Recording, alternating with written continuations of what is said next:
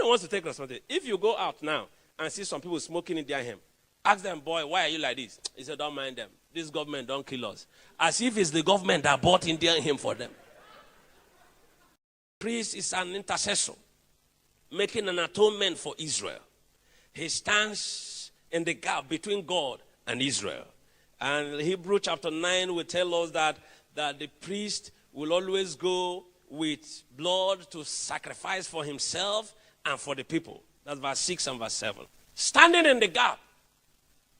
This is one thing that is missing, and that's why the devil is having a free day in many of our families. It's making some of us more concerned than ever. Particularly in this type of job we do, there are some situations you keep handling over time. Every day will come back, you keep crying, you lose appetite, you find it difficult to sleep. We're doing a ministry, a man, a very serious leader in one church, has only 2 sons. First of all, came and complained to me, my second son's behavior is somehow strange. I think he belongs to a cult. I said, bring him. He brought him. Surely, when I asked him 1 or 2 questions and we broke into him, he was involved. I said, I want to see your first son. I didn't want to tell him. And the first son was a kingpin in another court. And he has only 2 sons. The first son is 21, a kingpin. And the second son is about 18, a serious member. And the first son is still in either second year or third year in the university. And he's a serious church member, church leader. So that by the time he will be the devil would have rubbished the children. He would have labored for nothing. And when I asked the first son some questions, he used eyes to tell me to tell the father to leave. I told the man, could you excuse me? I'll call you back. He said to me, Reverend, you better pray for me now. I want God to deliver me from the devil I have embraced. I said, how old are you? He said, 21. We're handling the case. My wife is aware. A girl about 25 years, still in the university, says she's doing final year, marrying another lady that is 13 years older than her as a lesbian. And they were planning to go this October to South Africa to legalize the marriage. And the mother of the small girl sees this auntie as helping their child with finances and things. They come to appreciate the lady for helping their daughter. And the one marrying the other one, the younger one is the husband of the older one. What an aberration. And she's still in final year. Is it the devil is doing a serious work, taking hold of the families. We're talking about this issue of intercessor, standing in the gap. It is the priest that goes in. You know, we have a problem, this part of the world, that in so many issues, nobody wants to take responsibility. Everybody's looking for who to blame. As we're talking now, one question some people may be asking may be, what are families that don't have a man? What business do you have with that one? You are talking about your own. They will be busy taking that one. Does it work on that in that situation, or does it? That is not part of your job. Your own is to deal with your own case. Nobody wants to take responsibility. If you go out now and see some people smoking in their home, ask them, boy, why are you like this? He said, don't mind them. This government don't kill us. As if it's the government that bought Indian hymn for them. Nobody wants to take responsibility. To say, this is my fault. What do I do? Intercessors. Standing in the gap. No matter the nature of the sins of Israel, when the priest enters the sanctum sanctorum and comes out, it is on. Brethren, have you discovered that in the Old Testament, a priest goes into the Holy of Holies and procure anointing and atonement that can last for a whole 1 year? And we're in a better covenant. When he goes in there and stands, multitude of Israel, multitude of sins, he stands before them as an intercessor. And God said, I've heard. And when he comes out, he says to them, peace. And there's celebration. That's why there's rejoicing on the day of atonement. But we don't have priests in the home who can stand in the gap. Hey, my wife have insulted me, but Lord, that's no reason why she should die in childbirth. I refuse, Lord. If you read Bible, Genesis 25:21, the Bible said, and Isaac entreated the Lord on behalf of his wife, Rebekah, for Rebekah was barren. She was barren. And Isaac entreated the Lord. The word entreated is stronger than beg. Amplified Bible said, for Isaac prayed much. That is why I say, madam, go and look for a solution. Others are trying. You know what other women do? They go and intercede for themselves. I will not die. In fact, my parents are calling me, asking me why there is no child. No. Isaac entreated the Lord, held the Lord, and said, Lord, no, this is my wife. I don't know the argument. We were not told. Maybe there will be argument. So and so and so. She was born in the water. I know, Lord, but from the water you can pull her out. All the reasons he entreated the Lord. He was an intercessor. He stood in the gap.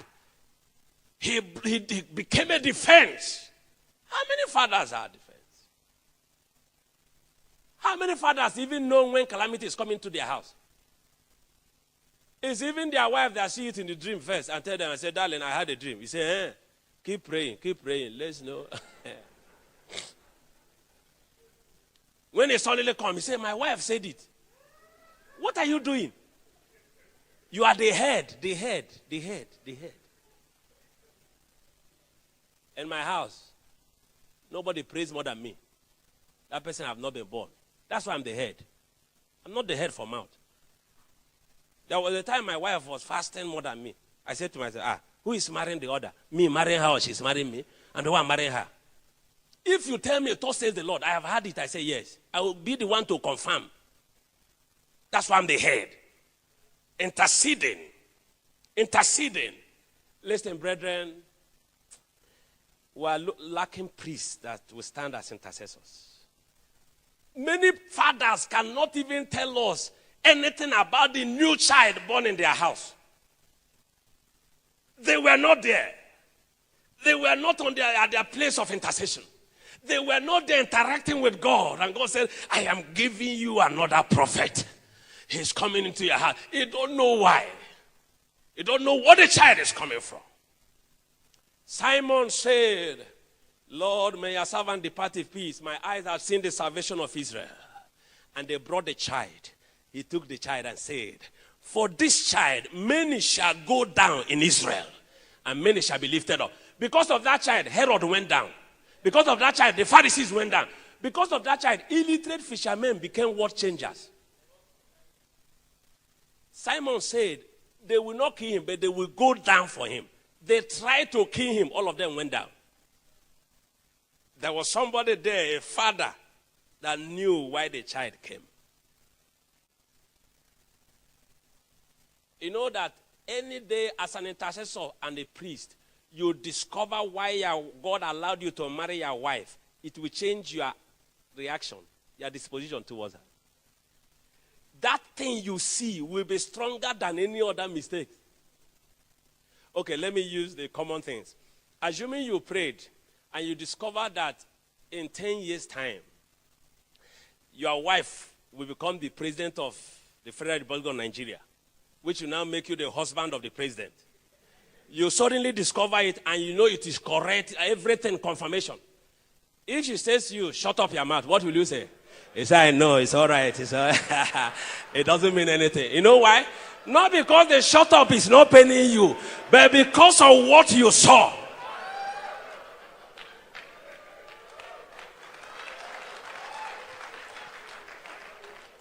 Once you can see, as an intercessor, you are there to see, to stand in the gap. Brethren, we are looking for priests who will stand. For I shall not do anything except I first tell my prophets.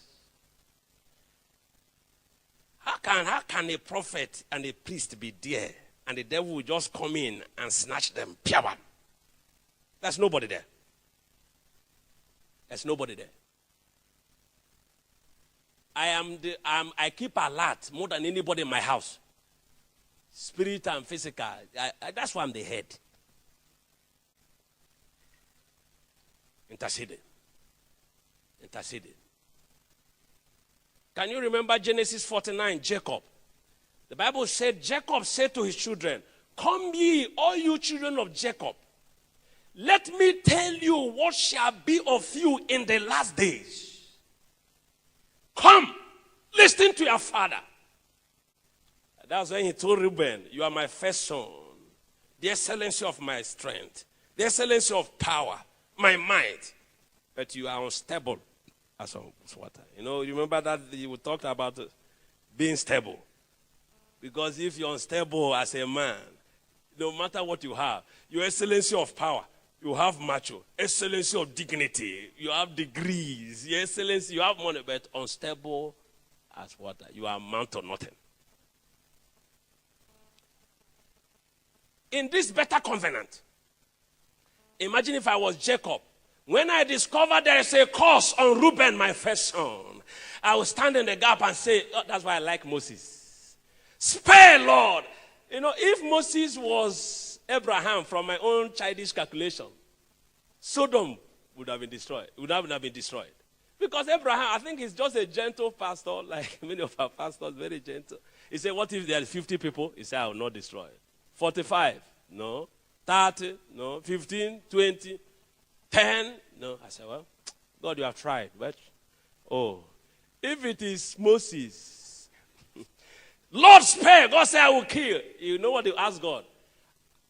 Lord, you are a long-suffering God. If you turn it upside, it means, is this how long your suffering is? Are you not a loving God? Are you not long-suffering? How long is your long-suffering? God said, I have repented. The man refused to accept anything. They will say you are not able to take them to Egypt and you kill them. But you are the Almighty. That is to say, are you sure it's because you are not tired now that you want to kill them?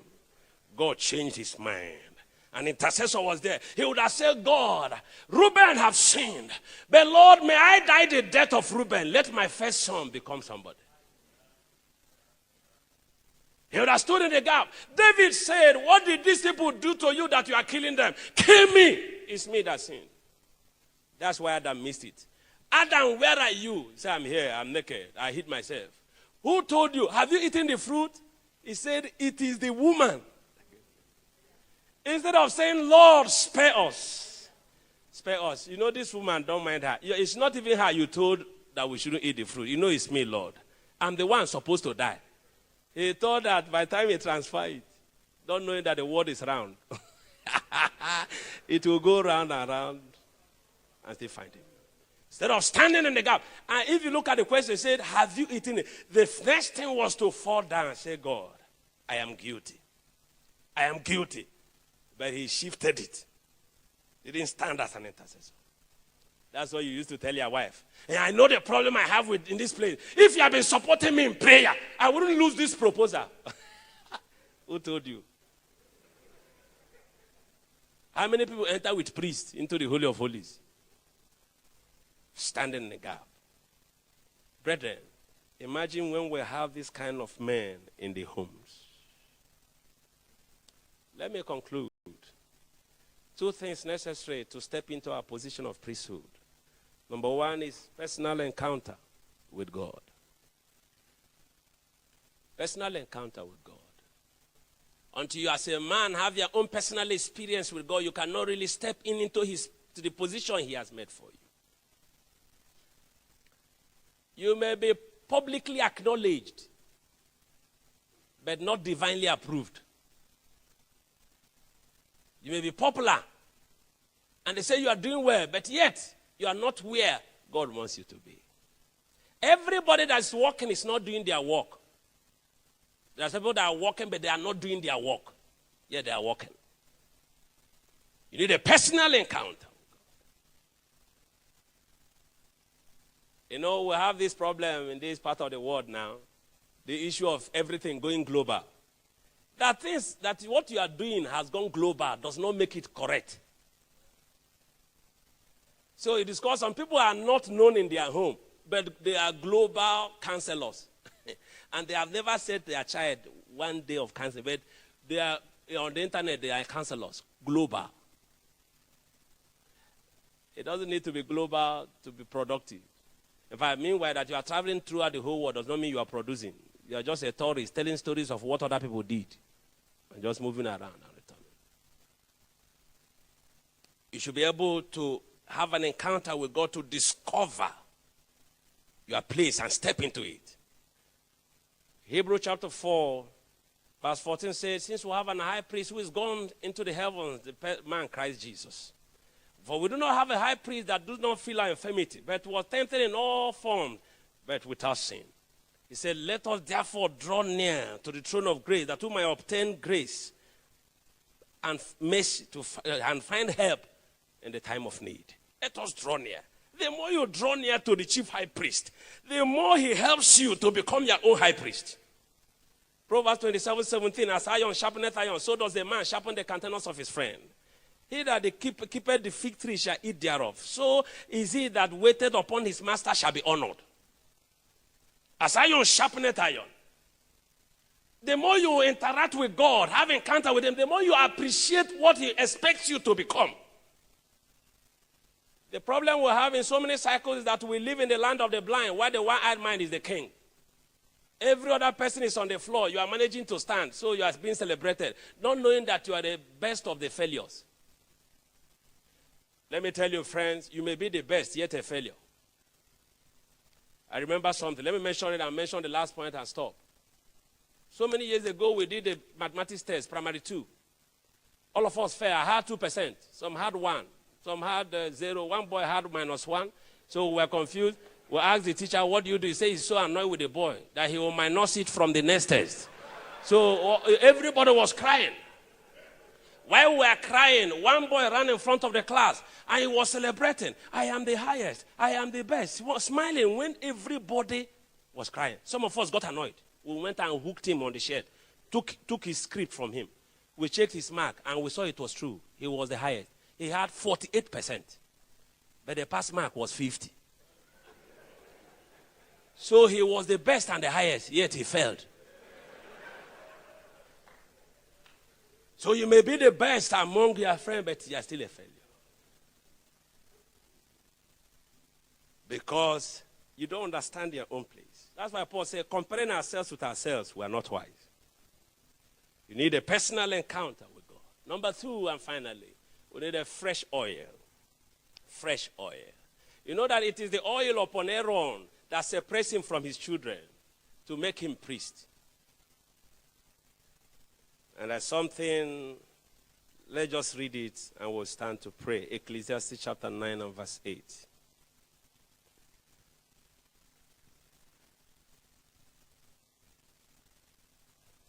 Are we there? Ecclesiastes chapter 9 and verse 8. Can we read it together? 1, 2, go.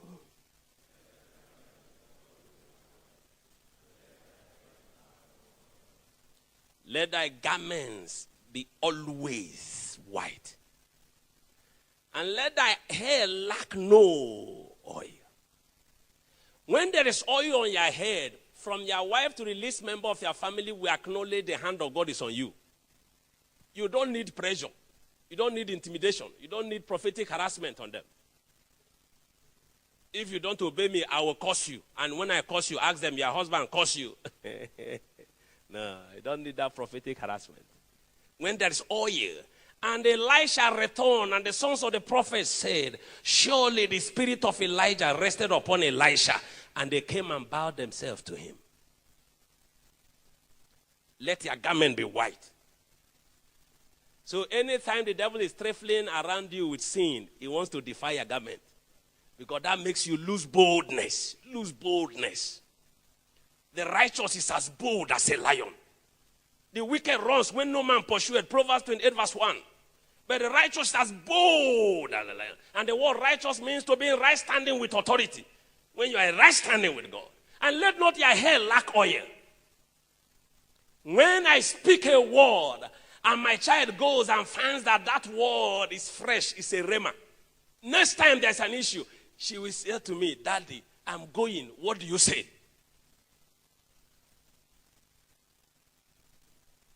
If my housemates cannot say to me, Daddy, remember me in prayer, means that they don't believe in what I carry. So when they call me and say, I'm about to write exam, pray for me, I say yes. Let your hair lack no oil. And brethren, I've come to discover the more you function well, effectively as a priest, the more the Lord enlarges the congregation that comes under you.